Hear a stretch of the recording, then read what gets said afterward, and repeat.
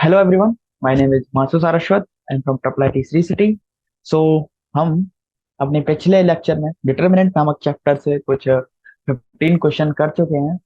तो आज हम उसके नेक्स्ट 15 के बाद जितने क्वेश्चन आते हैं और जितने मैक्सिमम हो सके उतना ट्राई करेंगे करने का, साथ साथ सॉल्व करेंगे सारे लोग।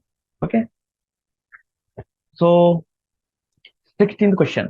तो 16th क्वेश्चन है, we need to show so that ABC is an isosceles triangle if the determinant। देखो, अगर डिटर्मिनेंट जीरो है इस पूरे मैट्रिक्स का, इस मैट्रिक्स का डिटर्मिनेंट जीरो है, तो हमें ये प्रूव करना है कि आइसोसेलेस ट्रायंगल है या नहीं है। ओके। तो आइसोसेलेस ट्रायंगल की प्रॉपर्टीज क्या होती हैं? ये थोड़ा सा लॉन्ग प्रॉब्लम है, तो इसमें थोड़ा सा अच्छे से ध्यान लगाना पड़ेगा। ओके। तो आइसोसेलेस ट्रायंगल है कि नहीं ये प्रूव करना है। तो सबसे पहले हम इसको सॉल्व कर लेते हैं, थोड़ा सा आसान हो जाएगा तो ज्यादा फायदे में रहेगा।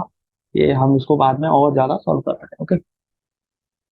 सो हम इसको पहले अप्लाई कर रहे हैं। C1 को हम लिखेंगे C1 - C3। C1 को हम लिख रहे हैं C1 - C3, और C2 को हम लिख रहे हैं C2 - C3। ओके। तो C1 को लिखा C1 - C3 और C2 को लिखा C2 - C3। ओके। तो ये दो रिप्रेजेंटेशन के बाद हम एक कंक्लूजन पर पहुंचे कि हमारी मैट्रिक्स अब हो गई है 0 0 1। और इधर है cos A, cos A - cos C, cos B - cos C, cos B - cos C और 1 + cos C। ओके। और नीचे नीचे फिर से अगर इसको और सॉल्व करें तो नीचे भी इसी प्रकार से कुछ आएगा। नीचे आएगा cos² A + A, मतलब cos² A + cos A, cos² B + cos B, cos² C + cos B। तो यहां से हम अ, अगर चाहें तो एक बार और इसको सॉल्व कर लें कि C1 को यहाँ पर हम लिख सकते हैं C1 - C3, और C2 को लिख सकते हैं हम C2 - C3। ओके। तो एक और मतलब किया था ना जो हमने, यही वाला किया था। तो ये वाला स्टेप अब नहीं, तो क्या आया इन स्टेप्स के बाद? ये वाली मैट्रिक्स बन गई। और अब हम क्या कर सकते हैं इसमें? अब हमें करना पड़ेगा थोड़ी सी चीजें कॉमन। तो कॉमन लेंगे इसमें, तो सबसे पहले कॉमन लेंगे C1 से, तो कॉलम 1 है ना, उस कॉलम 1 से हम इसमें कॉमन ले लेंगे। cos A - cos C common ले लेंगे। cos A - cos C common ले लेंगे इससे। और इसके कॉमन लेने के बाद फिर हम कॉस मतलब C2 से, ये लिया C1 से, और C2 से हम कॉमन लेंगे cos B - cos C। तो cos cos C2 को हम इस प्रकार लिख सकते हैं और C1 को लिख देंगे इस प्रकार। तो C1 C2 हो गया। अब नेक्स्ट नेक्स्ट हम ओके। तो कॉमन लिया था सबसे पहले C1 में से A, cos A - cos C, और C2 से क्या लिया cos B - cos C। आप ओके। तो फिर अब इसमें से कॉमन लेने के पश्चात क्या बच गया? ओके। तो cos A - cos B into cos B - cos C multiplied by all over remaining matrixes. तो ऑल ओवर रिमेनिंग मैट्रिक्स क्या बची? 0 0 1 1 + cos C, और इधर बचेगा cos A + cos C + 1, cos B + cos C + 1, और cos² C + cos C। Okay. अब अब हमें एक और अप्लीकेशन करना पड़ेगा इसमें, क्योंकि ये थोड़ा सा लंबा क्वेश्चन है, तो we need to solve it. Okay. तो हमें करना पड़ेगा C1 को रिप्लेस करना पड़ेगा C1 - C2 से। तो अब अ, जो लास्ट लास्ट वाला है उसमें क्या होगा? जो 1 था ये 0 हो जाएगा। ओके। ये 0 हो जाएगा, और cos A - cos B बचेगा इसके नीचे, cos A - cos B बचेगा। ओके। तो नेट नेट सॉल्व होके क्या आ जाएगा हमारे पास? ये आ जाएगा cos A = कॉस सी और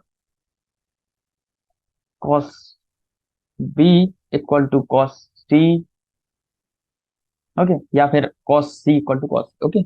तो ये इससे हमें पता लगा कि या तो ए इक्वल टू सी है, या फिर बी इक्वल टू सी है, और या फिर ए इक्वल टू बी है। तो इन तीनों में से एक कंडीशन है। अगर तीनों में से एक कंडीशन है, यानी कि दो एंगल सेम है और तीसरा डिफरेंट है, तो हम कह सकते हैं कि ये जो ट्रायंगल है वो आइसोसेलेस है, ओके। तो इसमें आइसोसेलेस ट्रायंगल हो गया, तो यही प्रूव करना था हमें।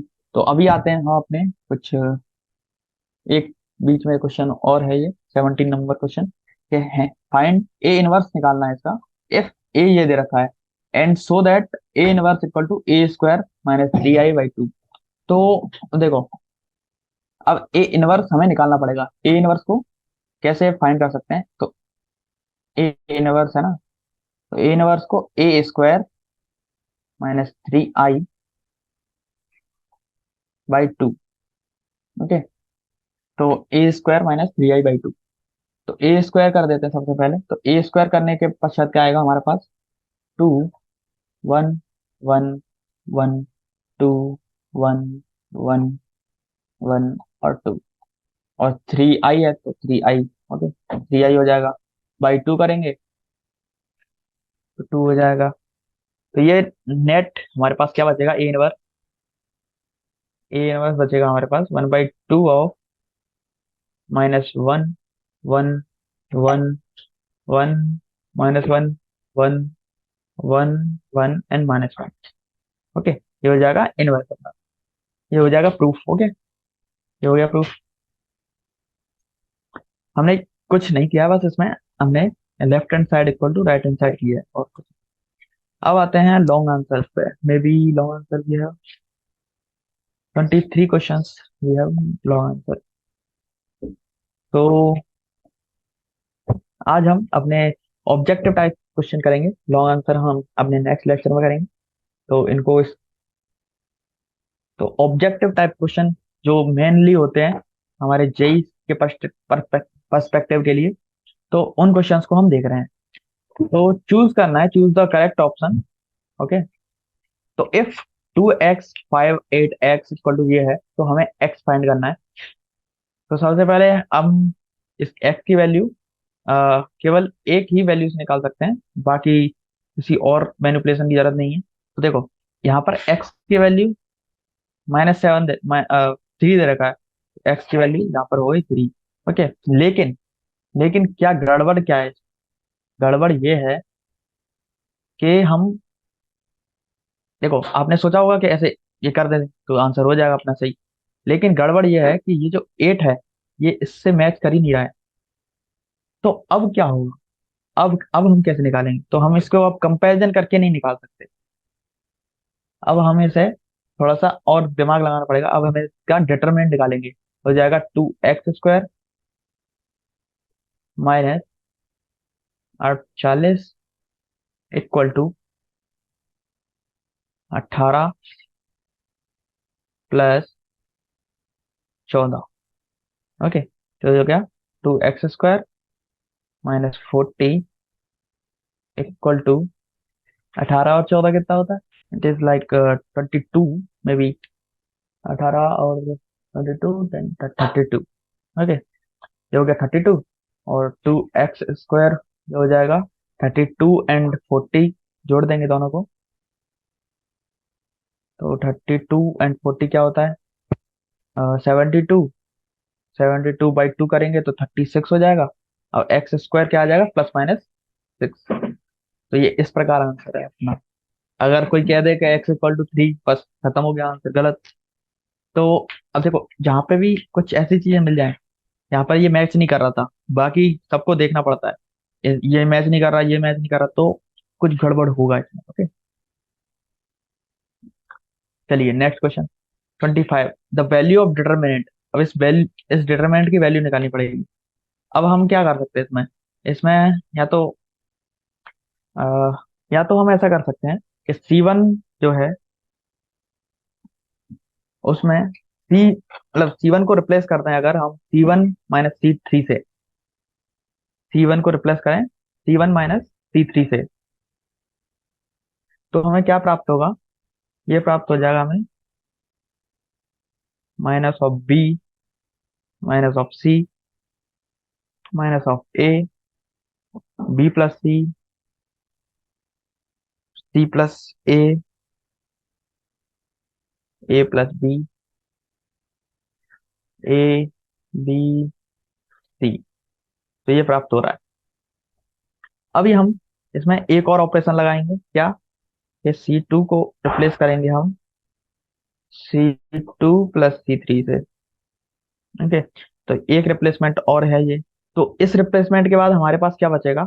इस रिप्लेसमेंट के बाद हमें बचेगा, देखो, ये जो माइनस है पूरा, ये तो ओवरऑल माइनस बाहर ले लेंगे तो कैंसिल हो जाएगा।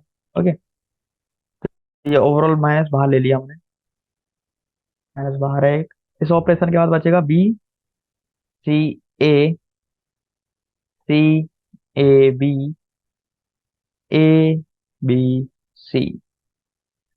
ओके, तो अभी इसको अगर सॉल्व करें अंततः, तो हमें क्या प्राप्त होगा? हमें प्राप्त होगा ये वाला ऑप्शन। ओके, तो देखो, इसको आप लर्न भी कर सकते हो। कैसे लर्न करना है इसको? ऐसी मैट्रिक्स कभी भी आए तो ऐसा होगा ABC, मतलब अ, अगर आप रो वाइज देखो तब भी ABC दिखेगा, कॉलम वाइज देखो तब भी ABC दिखेगा, बस उसका ऑर्डर चेंज हो सकता है। ये है इसकी पहचान।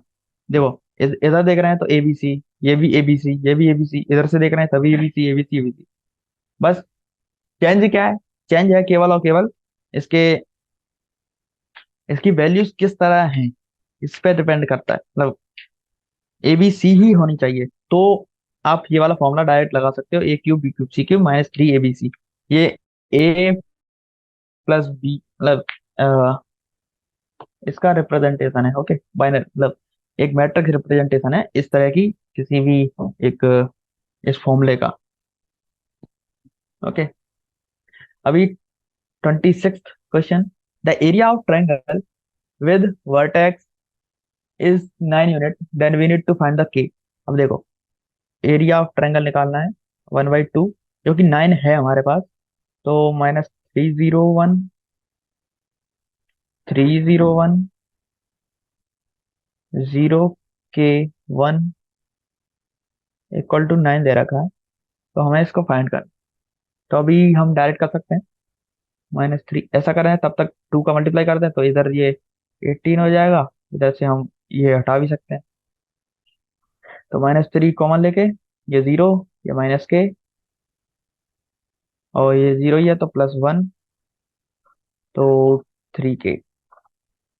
तो दोनों साइड से 3K आ रहा है, तो 6K = 18, यानी कि K = 3। तो K = 3 अपना यहाँ पे आंसर है।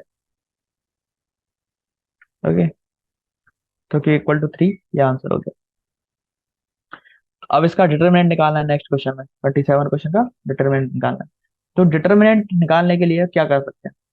तो सबसे पहले ऐसा करो, ये जो इसमें से पहले वाले में से B कॉमन ले लो, इसमें से A कॉमन ले लो, इसमें से इसमें से C कॉमन ले लीजिए। तो ABC यहाँ से कॉमन हो जाएगा। तो इसको हम ABC × B - A, sorry, B × B - A। Okay, और ऐसा ही इसमें से भी कॉमन ले लो। तो क्या बचेगा इसमें से? B पूरे उसमें से, ये B - A इधर है, ये पूरे वाले में से B - A कॉमन आ जाएगा, इसमें से भी B - A कॉमन आ जाएगा। तो दोनों जगह से हम B - A कॉमन ले लेंगे। तो B - A होल स्क्वायर, और क्या बचा? ये हो जाएगा B, A, C, B - C, A - B, C - A, और इधर क्या बचा? C, B, A। ओके, तो ये बचा। अभी हम अप्लाई कर देते हैं एक और मेथड, C2 को रिप्लेस कर दें C2 - C3 से। तो ये क्या हो जाएगा? ये वही ABC वाला कॉम्बिनेशन बन जाएगा हमारे पास।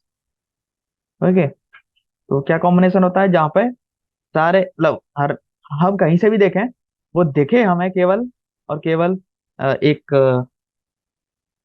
ABC की मैट्रिक्स। केवल और केवल, वो भी डिस्टिंक्ट हर जगह पे, कभी कॉमन नहीं होगी वो।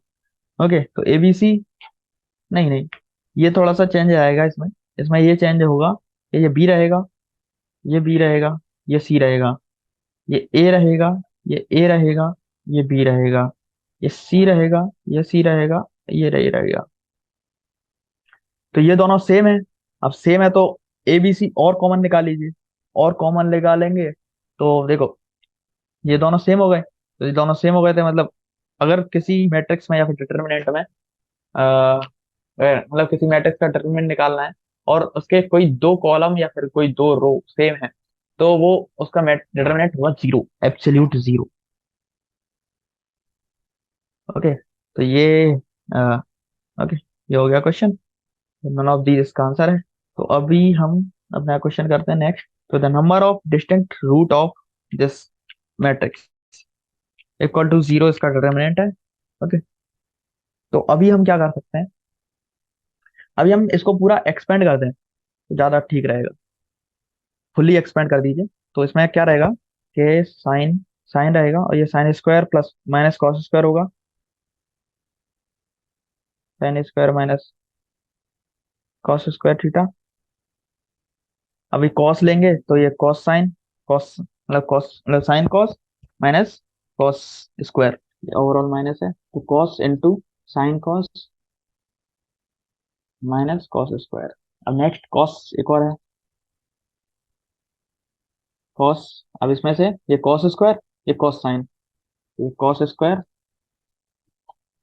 Minus cos sine, cos theta sine theta. तो अभी एक आप चीज नोटिस कर रहे होगे कि जो दोनों हैं ये दोनों सेम है।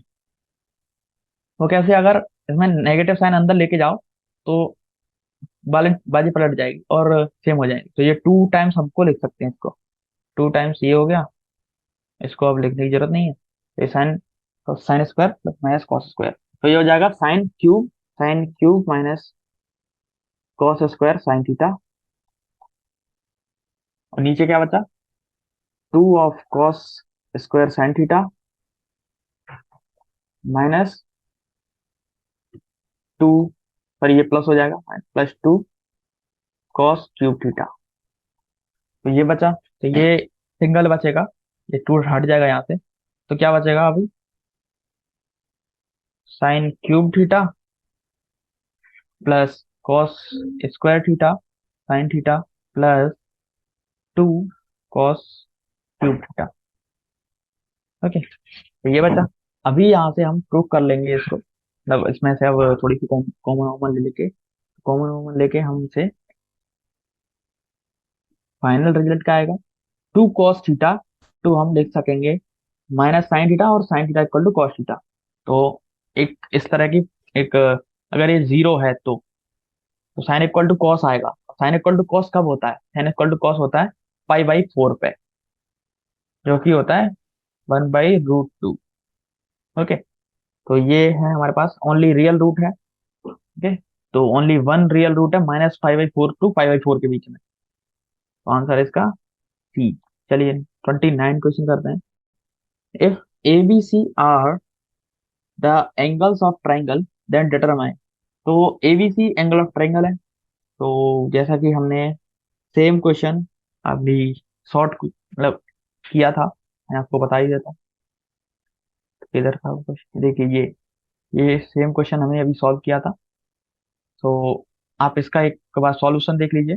ओके, तो सेम क्वेश्चन है, we need to just find the determinant of this. तो एबीसी इक्वल है ना, क्या है, ABC are the angle of triangles. तो एबीसी एंगल ऑफ ट्रायंगल है, तो हम इसको कुछ प्रॉपर्टीज को यूज कर सकते हैं, जैसे ए इक्वल टू, मतलब A equal to 180 minus B plus C, इस ऐसी चीजों का यूज कर सकते हैं। अब ऐसी चीजों का यूज करके हम अपना फाइनल आंसर निकाल लेंगे, जो कि आएगा that is zero. Okay, wait wait, इसका आंसर जीरो आएगा। ओके, तो आप अपना आंसर मैच कर लीजिएगा। तो इसकी प्रोसेस क्या रहेगी, एक बार मैं आपको थोड़ा सा ब्रीफ दे देता हूँ क्या प्रोसेस रहेगी इसकी। प्रोसेस की रहेगी, सबसे पहले हम इसको मतलब इसको ओपन कर लेंगे। ओके, तो ओपन एक्सपेंड कर लेंगे मतलब, तो एक्सपेंड करेंगे, फुली एक्सपेंड करेंगे इसको, कोई किसी स्पेसिफिक नोड की तरफ से नहीं करेंगे, उसके बाद हम इसमें कॉमन लेंगे और फॉर्मुलेस का यूज करेंगे। फॉर्मुलेस का यूज करेंगे 2 थीटा और A minus B minus A वाले फॉर्मुलास का यूज करेंगे। लास्ट में एक cos square A plus cos square square C equal to 1 - 2 cos A cos B cos C, इसका यूज हो जाएगा फॉर्मूले का, और अपना आंसर थीटा इक्वल टू 0 आ जाएगा। ओके, अपना ट्रायंगल 0 आ जाएगा। ओके, ट्रायंगल का एरिया। अभी अभी क्या करना है हमें? थीटा एक 30 क्वेश्चन है। एफ एक्स एक फंक्शन दे रखा है। ओके, तो हमें लिमिट निकालनी है। तो लिमिट के लिए हमें सबसे पहले एफ टी निकालना पड़ेगा। F T upon T square करना पड़ेगा। तो सबसे पहले हमें एफ टी निकालेंगे इससे। तो यहाँ से हम एक टी कॉमन ले सकते हैं। एक टी कॉमन ले लिया, क्या बचा? कॉस टी, 2 sin t, और sin t 1 1 1 एंड 1 2 t और टी। ओके, और कुछ चीजें और कर सकते हैं इसमें हम, कि पहला वाला जो है ना, जो पहला वाला है plus C, sorry R two को हम रिप्लेस कर दें अगर R2 - 2 टाइम ऑफ R3, तो इससे रिप्लेस कराएंगे ना, तो ये हो जाएगा 0, ये हो जाएगा -1, ये हो जाएगा 0। ओके, ये 0, ये -1 और ये 0। ओके, तो ये हो जाएगा। अब इसके बाद तो बहुत ज़्यादा सिंपल है, इसको सॉल्व करेंगे। सॉल्व करने के बाद क्या आ जाएगा? ये आ जाएगा हमारे पास 1, मतलब साइन टी बचेगा नेट। तो साइन टी अपॉन क्या था इसका? T square. एफ टी था, एफ टी की वैल्यू आ गई। अब इसमें लगी है limit. Limit T tends to 0। अब टी टेंस टू 0 जाएगा, तो अब देखो साइन का क्या होता है, जब थीटा उसका जब जब 0 की तरफ टेंड करता है, वो खुद 0 की तरफ टेंड करने लग जाता है। तो ये 0 तक जाएगा, और ये 1/0 स्क्वायर है। ओके। ओके, तो ये अंततः क्या आएगा हमारे पास, मतलब कुछ वैल्यूज आएंगी, और हम ये 0 तक ही टेंड करेगा। ये 1 तक टेंड करता है sine sine T upon T. Okay, तो ये 0 तक टेंड कर जाएगा। ओके, तो ये अपना आंसर हो जाएगा 0। ओके, अभी क्वेश्चन है हमारा 31। तो 31 क्वेश्चन है, we need you just take a 1 minute, और sorry 5 second. This is question, मतलब ये क्वेश्चन बहुत ज्यादा आसान है। 5 मिनट का टाइम लीजिए। ओके, 5 सेकेंड का, सॉरी 5 सेकेंड का टाइम लीजिए और इसको सॉल्व कीजिए, और पॉज कर देना। तो आई थिंक आपने सॉल्व कर लिया होगा इसको। अगर नहीं किया है तो अभी मेरे साथ सॉल्व करिए। ओके, तो हमें इससे मैक्सिमम वैल्यू ऑफ थीटा निकालना पड़ेगा सबसे पहले। मैक्सिमम वैल्यू थीटा निकालने के लिए क्या करते हैं? देखो, मैक्सिमम वैल्यू किसी भी फंक्शन की हम कैसे निकाल देते हैं? डिफरेंशियल इक्वेशन आपने पढ़ी होगी, डिफरेंशिएशन वाला चैप्टर। तो उसमें डिफरेंशिएशन इक्वल टू 0 करते थे, और वही वैल्यू पुट करके हम अपने मतलब इसमें पुट कर देते थे, जिससे हमें वैल्यू मिल जाती थी। तो इस यही चीज हम अभी करेंगे। तो इसका पहले डिटर्मिनेंट निकालेंगे। डिटर्मिनेंट निकाल लेते हैं। तो 1 इसको डायरेक्ट एक्सपेंड ही कर दीजिए, और उसमें कुछ ज्यादा करने की जरूरत है। मेरे साथ साथ साथ सॉल्व कीजिए सब लोग। तो 1 - 1 - cos theta plus 1 plus cos theta into 1 plus sin theta. तो 1 प्लस, तो ये हो जाएगा, क्या हो जाएगा? 1 प्लस cos थीटा। देखो, अगर इसमें 1 हो गया, 1 plus plus sine theta plus cos theta sin theta. Okay, ये हो गया। अभी हम ये कुछ चीजें कैंसिल कर देते हैं, क्रॉस कर देते हैं, ये हो जाएगा कैंसिल, ये भी हो जाएगा कैंसिल।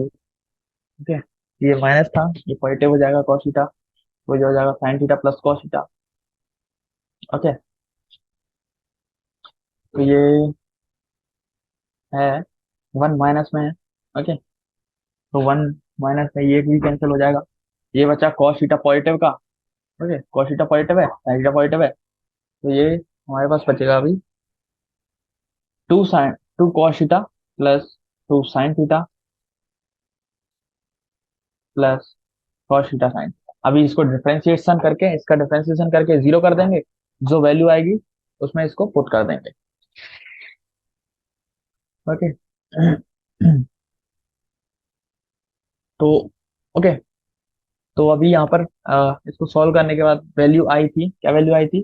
इसको सॉल्व करने के बाद वैल्यू आई थी थीटा की, डिफरेंशिएशन करने के बाद तो थीटा की वैल्यू आई थी when sine two theta equal to -1, यानी कि साइन थीटा -1 है, साइन टू थीटा -1 है, यानी कि 90 डिग्री पर, सॉरी 90 डिग्री जो क्वाड्रेंट होता है ना, यहाँ पर थीटा पॉजिटिव, ये +1 होता है, यहाँ -1 होता है, तो हो जाएगा 27 डिग्री, 270 डिग्री।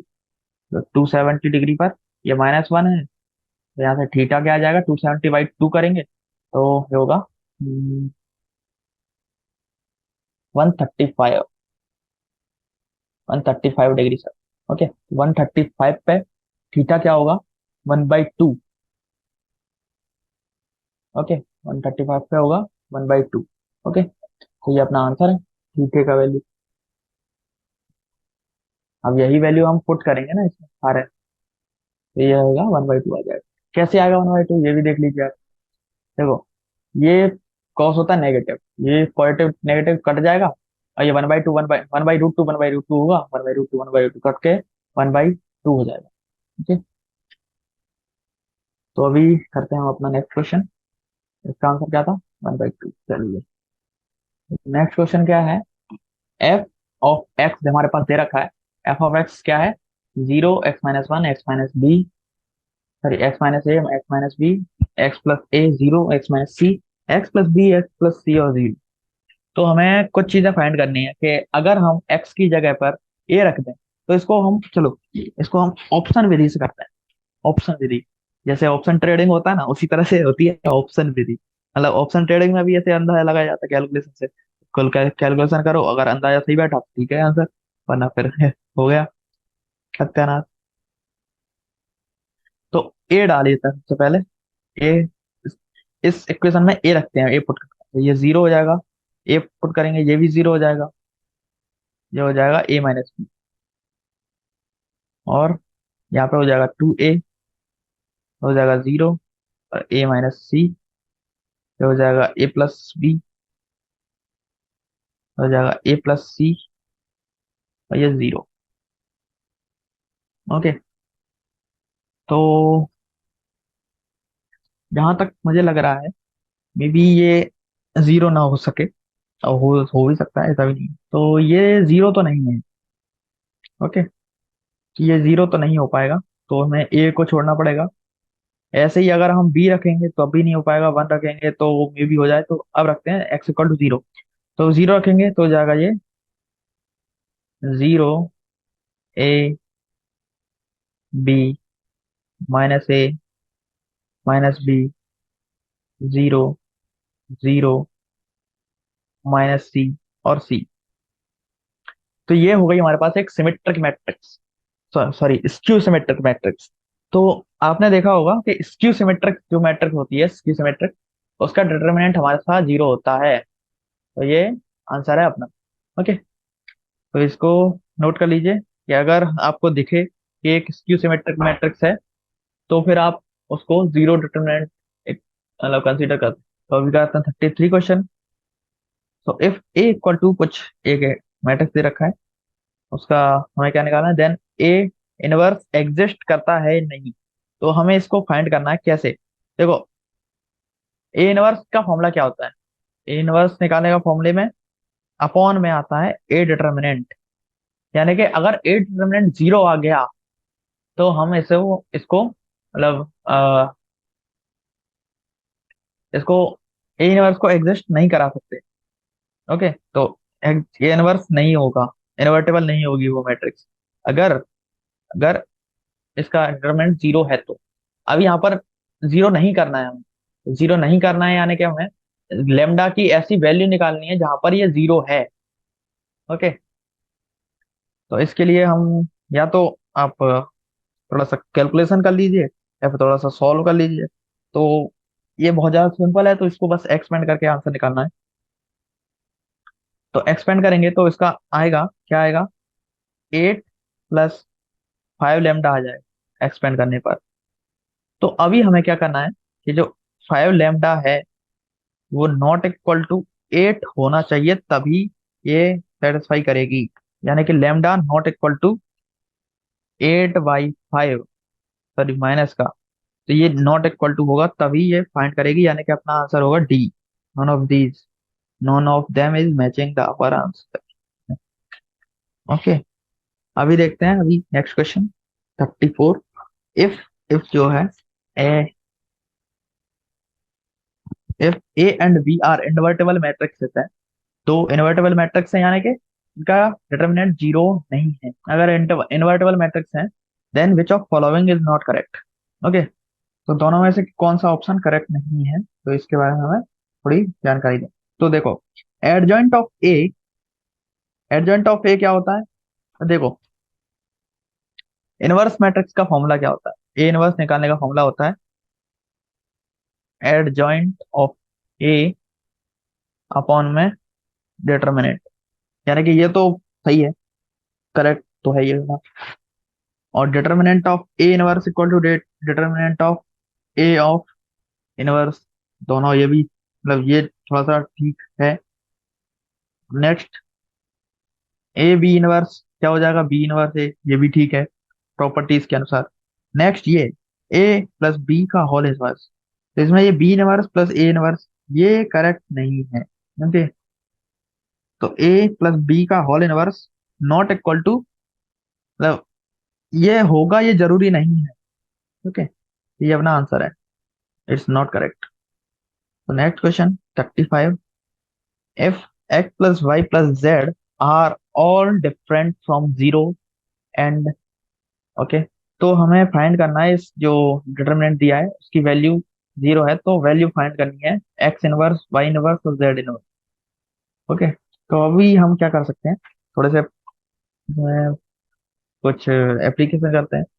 C1 को एक्सचेंज करते हैं C3, C1 माइनस C3 से, और C2 को हम एक्सचेंज कर रहे हैं अगर C2 माइनस C3 से।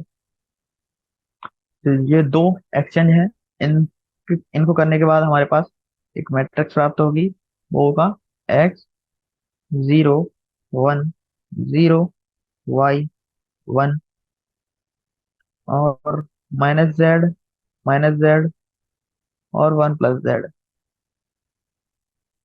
ओके, तो ये तीन मतलब ये वैल्यू प्राप्त होगी पूरी। अभी हम इसको एक्सपेंड कर देंगे R1 के अलावा अगर एक्सपेंड करते हैं तो क्या हो जाएगा, ये हमें फुल प्राप्त होगी क्या, XY plus XYZ plus XY plus XYZ। Sorry, x नहीं होगा इसमें, YZ होगा। तो अभी हम XYZ से डिवाइड दे देंगे, तो XYZ से डिवाइड देंगे क्या बचेगा, 1/X plus 1/Y 1/Z equal to zero. यानी कि X inverse Y inverse Z inverse.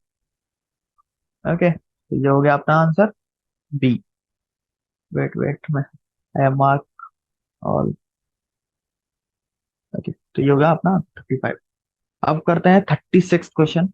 36 question है क्या, the value we need to find the determinant of value of determinant. तो ऐसे क्वेश्चन में भी इसको आपको ट्राई करना चाहिए। तो 10 सेकेंड आपके लिए फिर से, तो टाइम स्टार्ट नाउ। ओके, तो आई थिंक आपने सॉल्व कर लिया होगा पॉज करके। तो इसको फाइंड कर सकते हैं, तो कैसे फाइंड करें, तो इसमें मैं आपको इंस्ट्रक्शन देता हूँ कि सबसे पहले C1 को रिप्लेस करो C1 plus C2 plus C3 से, तो तीनों को रिप्लेस कर दो। अब C1 plus C2 plus C3 से रिप्लेस कर दो। और और क्या कर सकते हैं इसमें, और इसमें एक दो ऑपरेशन और करने हैं। अब ये करने के बाद एक कुछ कॉमन आएगा, कुछ तो आएगा।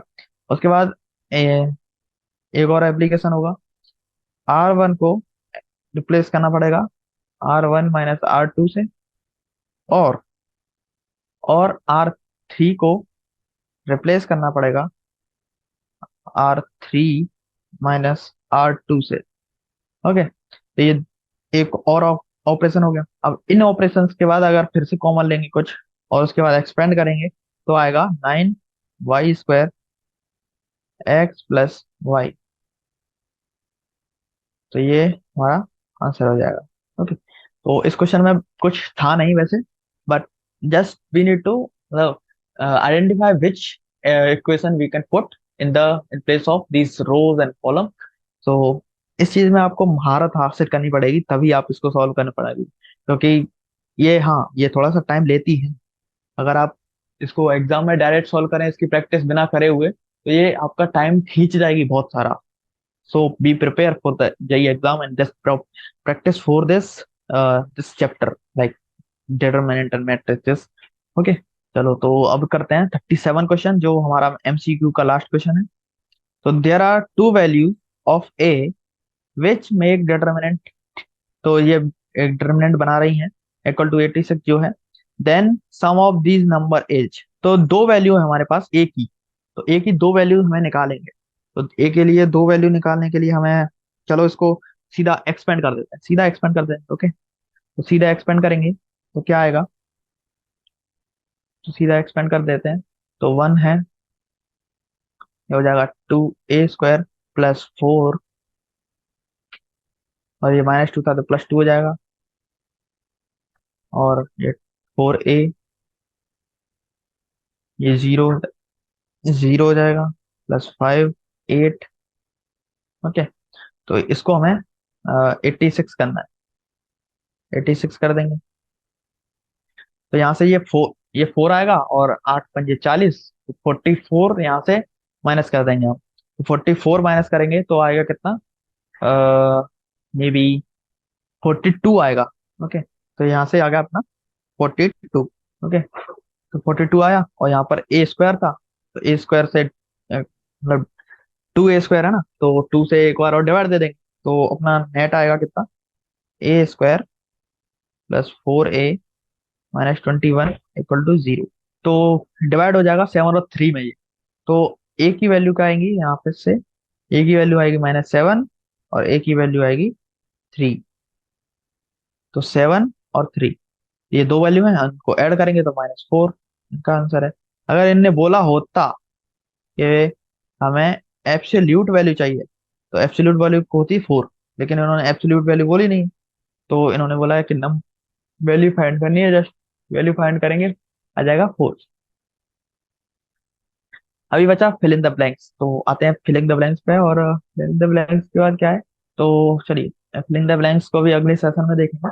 आज हम ट्रू और फॉल्स देख लेंगे, तो फिर अगले सेशन के लिए बचेगा हमारे पास long long answer type questions और फिलिंग द ब्लैंक्स। तो आज बचे कितने, 48 to 56। चलो, तो हम करते हैं अपने ट्रू और फॉल्स। और हाँ, अगर थोड़ा टाइम बचेगा तो उनको भी देख लेंगे, एक तो नए नए कंसेप्ट बता दूंगा आपको। ओके, तो क्वेश्चन है, A cube of inverse, A cube, थोड़ा सा और उसको कर लेते हैं, ऐसा क्वेश्चन देखने की जरूरत नहीं। हम्म, तो A cube of inverse equal to क्या है, A inverse of cube where A is square matrix and A not equal to 0, मतलब डिटरमिनेंट 0 नहीं है। तो ये ट्रू है या फॉल्स है, तो ये हमें फाइंड करना है। तो ये ट्रू है, क्यों, क्योंकि हम इसको ऐसे लिख सकते हैं, ए क्यू को हम लिख सकते हैं a × ऑफ होल इनवर्स, और फिर उसके बाद हम लिख देंगे इसको a 1 और ऐसा ही हम a 1 ऑफ क्यूब को कर देंगे, यानी कि ये है हमारा ट्रू, ट्रू है। नेक्स्ट आते हैं, नेक्स्ट है a 1 ये इक्वल है 1/a ऑफ a 1 के या नहीं। तो ये मतलब इक्वल है या नहीं, ये फॉल्स है। क्यों, क्योंकि हम इसको, देखो इसको सॉल्व करते हैं थोड़ा सा, कि दोनों को मल्टीप्लाई कर दें। देखो, अगर दोनों सेम होते और सेम होंगे और मल्टीप्लाई कर दें तो स्क्वायर हो जाएगा। ओके, तो अब इनको मल्टीप्लाई करें, या फिर ऐसा कर सकते हैं हम, ये जो ए है, ए जो ए है, तो ए का इनवर्स इक्वल है ना। तो अगर हम इसके बिना ए को नॉर्मल मैट्रिक्स माने, बिना इनवर्स किए हुए, और फिर इससे मल्टीप्लाई कर दें, तो हमारे पास क्या आना चाहिए, हमारे पास आइडेंटिटी आना चाहिए। तो A into 1/a of A inverse करें, तो ये क्या आएगा, ये आएगा हमारे पास आइडेंटिटी, यानी कि 1। अभी देखते हैं आ रहा है कि नहीं आ रहा है। तो ए इंटू 1/z, मतलब 1/a। ओके। ओके। तो देखो ए है, तो मल्टीप्लाई किया, तो मल्टीप्लाई करने पर क्या आ गया, A upon A upon A into A of A inverse. देखो ये भी वन हो गया, ये भी वन हो गया, यानी कि ये आ गया आई, रियल में आ गया। अब ये रियल में आ गया यानी कि इनवर्स तो है, तो एक दूसरे के इनवर्स है, यानी कि दोनों इक्वल होंगे, तो इक्वल होंगे तो फिर मतलब ये इक्वल हैं। ओके, तो ये भी हमारा ट्रू हो जाएगा। ओके। Next 50 question. तो 50 क्वेश्चन देखते हैं। ये 50 है, A inverse not equal to A of, मतलब देखो ए इनवर्स का डिटरमिनेंट नॉट इक्वल होगा ए के इनवर्स का, मतलब ए ऑफ मतलब अपॉन में होगा कि नहीं, देखो ये होता है, it's real. Okay. Where A is non singular matrix, तो ए अगर नॉन सिंगुलर मैट्रिक्स है उसके लिए नहीं होगा, क्योंकि उसमें थोड़ी सी कॉम्प्लेक्सिटी आ जाती है, तो ये फॉल्स होगा। ओके, मतलब नॉन सिंगुलर मैट्रिक्स के लिए ये इक्वल नहीं होते। वैसे तो इक्वल होते हैं normally, at most of the time they are equal, but some cases they are like singular matrix and all, ये इक्वल नहीं होते, बाकी सब जगह इक्वल होते हैं। ओके, यानी कि ये फॉल्स है, इक्वल होंगे होंगे। ओके। अभी next question 51। If A and B are matrices of order 3 and, देखो ए और बी दो मैट्रिक्स हैं ऑफ ऑर्डर 3, और ए का डिटरमिनेंट 5 है, बी का डिटरमिनेंट 3 है, देन 3 ऑफ, मतलब डिटरमिनेंट निकालना है 3 इंटू ए इंटू बी का इक्वल 27 इंटू 5 इंटू 3 होगा या नहीं, ये हमें फाइंड करना है। तो ये देख लेते हैं, चलो। तो अभी देखिए, अब 3ab को हम कैसे लिख सकते हैं, 3 cube of A into B, ये लिख सकते हैं, ये लिख दिया। अब ये लिख दिया तो ए और बी को हम डिस्टिंग्विश कर सकते हैं अलग अलग। तो 3 क्यूब ए डिटरमिनेंट इंटू बी डिटरमिनेंट, और जो कि यहाँ पे लिखा है सेम ही, 27, 5 इंटू 3 सेम है, तो 45 रियल है, तो ये ट्रू है। ओके। Next 52 question. 52 क्वेश्चन है, if the value of the third order determinant is 12, then the value of determinant formed by replacing each element by its cofactor will be 144 or not। देखो, तो ये true होगा, क्योंकि देखो अगर ए है, ये है कितना, 12, इसका डिटरमिनेंट 12 आ रहा है। Also we have given a is square matrix. Okay, तो एडजॉइंट जो होगा, एडजॉइंट ए वो होगा, एडजॉइंट ऑफ ए क्या होगा, मतलब इसका डिटरमिनेंट क्या होगा एडजॉइंट ऑफ ए का, होगा डिटरमिनेंट ऑफ ए n-1। तो n है यहाँ पे 3 यानी कि 2, 2 का फैक्टर आ रहा है, स्क्वायर हो रहा है।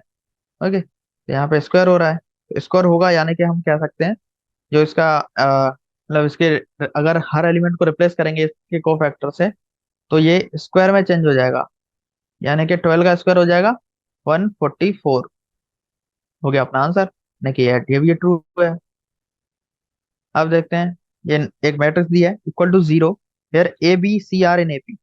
तो ए बी सी अगर ए बी एपी में है, यानी कि हम कह सकते हैं कि एक किसी विशेष एक पैटर्न को फॉलो कर रही है, यानी कि हम कह सकते हैं कि A equal to A plus D और ए प्लस 2d, इस फॉर्म में होगा ए बी सी। ओके, तो देखो पहले वाले में 1 2 3 है, दूसरे वाले में 2 3 4 है, और अगर हम यहाँ पर फिर से देखो ए बी सी की जगह पर यही चीजें पुट कर दें, यही चीजें पुट करेंगे ना, A A plus D A plus 2d, तो ये आपस में कट के, या फिर हम ऐसे कर सकते हैं कि डी, 2D और 3D ये भी पुट कर सकते हैं। कुछ बात नहीं है, क्योंकि हाँ यहाँ पे हम ए इक्वल टू जीरो मान लेंगे, तो यहाँ से फिर एक डी कॉमन ले लेंगे और ये दोनों फिर सेम हो जाएंगे, फर्स्ट और सेकंड वाले कॉलम, फर्स्ट और थर्ड वाले कॉलम। फर्स्ट और थर्ड वाले कॉलम जैसे ही कॉमन हुए, तो हम यहाँ से हम दोनों को कॉमन ले लेंगे, तो ये वन हो जाएगा, ये पूरा वन हो जाएगा, ये जीरो हो जाएगा, तो ये जीरो हो जाएगा। ये भी ट्रू ही है। ओके, ये भी ट्रू हो गया। अब देखते हैं 53 क्वेश्चन। 53 है, क्या है 53 क्वेश्चन? ये है एडजॉइंट ऑफ ए, मतलब determinant of adjoint of A equal to determinant of A का स्क्वायर है, where A is square matrix of two order. तो ये ट्रू है नहीं। तो इसका फॉर्मूला क्या अभी मैंने बताया था, एडजॉइंट ऑफ ए जो होता है उसका ये होता है डिटर्मिनेंट ऑफ ए n-1। कह रहा ना। लेकिन अब यहाँ पर n की वैल्यू 2 है। अब 2 है तो 2 - 1 1 होगा, यानी कि मतलब एडजॉइंट ऑफ ए का डिटरमिनेंट होगा ए के डिटरमिनेंट के बराबर। यहाँ पर क्या दिया है लेकिन, ए स्क्वायर के डिटरमिनेंट के बराबर, यानी कि ये जीरो है, मतलब ये ट्रू नहीं है, ये फॉल्स है। ओके, ये हो गया फॉल्स। अब देखते हैं सेकंड लास्ट क्वेश्चन, डिटरमिनेंट। तो इस इसके मतलब ये जो है, इसका डिटरमिनेंट हमें निकालना है, वो जीरो है या नहीं ये फाइंड करना है। ओके, तो इसको फाइंड करने के लिए क्या करेंगे हम, इसको फाइंड करने के लिए हम थोड़ी सी टेक्निक अपना सकते हैं। तो किस प्रकार की टेक्निक होगी, तो देखिए। ओके, तो हम इसमें क्या करें, ये देखो, या तो आप डायरेक्ट इसको एक्सपेंड कर दो, क्योंकि थोड़ा सा मुश्किल होगा, क्योंकि एक्सपेंड करेंगे तो ये बहुत ज्यादा टर्म में खुल जाएगा, बहुत ज्यादा अपने आप को विस्तारित कर लेगा। तो इसमें हम कुछ कर सकते हैं, क्या कर सकते हैं, अगर हम करें C3 equal to C3 - C1, तो ये क्या प्राप्त हो जाएगा हमें, ये हो जाएगा साइन, मतलब ये वाला कॉलम और ये वाला कॉलम सेम हो जाएगा, और ये दोनों कॉलम सेम हुए तो ये हम टोटल जीरो कर सकते हैं, तो ये जीरो हो जाएगा, तो जीरो यानी कि सत्य है। ओके, तो ये ओके, ये क्या होता, ये साइन ए साइन बी साइन सी हो जाएगा, और ये भी साइन ए साइन बी साइन सी हो जाएगा। ओके। ओके, तो next last question. Last question क्या है, इफ द डिटर्मिनेंट, इस एक बड़ी सी मैट्रिक्स का डिटर्मिनेंट जो है, मतलब splits into exactly k determinants of order 3, each element of which contain only one term, then the value of k is 8। तो ये फाइंड करना है, ये वैल्यू ऑफ k जो है 8 होगी या नहीं, ये फाइंड करना है। ओके, तो इसके लिए हमें क्या करना है, तो अब हम इसमें स्प्लिट करेंगे इसको R1 के, R1 से, तो R1 से स्प्लिट करेंगे, तो ये क्या आएगा, XP और 1, और नेक्स्ट जो बनेगी उसमें क्या आएगा, A U और F। बाकी में सारे में दोनों दोनों में सेम सेम, इसमें भी सेम सेम। ओके, अब करेंगे हम R2 से स्प्लिट, तो R2 से स्प्लिट करेंगे, चार भागों में डिवाइड हो जाएगी। ओके, सो देखो, जैसे ही जैसे हम स्प्लिट करते जा रहे हैं, similarly we can split these four determinants in 8 department. So by splitting each one in two determinants further, so given statement is true। तो देखो, पहले वाली में से टू हुआ, अब टू हुआ तो टू के फिर चार हो गए, और चार के फिर आठ हो जाएंगे। ओके, तो ये हमारा सत्य है। ओके, तो अब सेकंड लास्ट क्वेश्चन, ये भी मैंने देखा नहीं था, ये भी है। ओके, तो चलिए, तो लेट जो है हमारा एक जो थीटा है, मतलब जिसको हम ट्रायंगल बोलते हैं, ट्रायंगल APX और BQY CRZ इक्वल टू 16 दे रखा है, देन λ1, मतलब ट्रायंगल 1 निकालना है हमें, जो कि 32 दे रखा है। ओके, ये फाइंड करना है 32 होगा कि नहीं। तो इसमें क्या किया है, P+X A+X A+P। Okay, Q+Y B+Y और B+Q R+Z Z C+Z और C+R। तो इसमें हम क्या करें, तो ऐसे क्वेश्चंस को करने का क्या होगा, ट्रिक, इसमें ट्रिक ये है कि देखो, इसको हमें इस मैट्रिक्स में मतलब रिप्रेजेंट करना है। अगर ये रिप्रेजेंट हो पाया, वो भी मल्टीप्लाई बाय 2 से, तो हम इसको बोल देंगे 32 है या नहीं।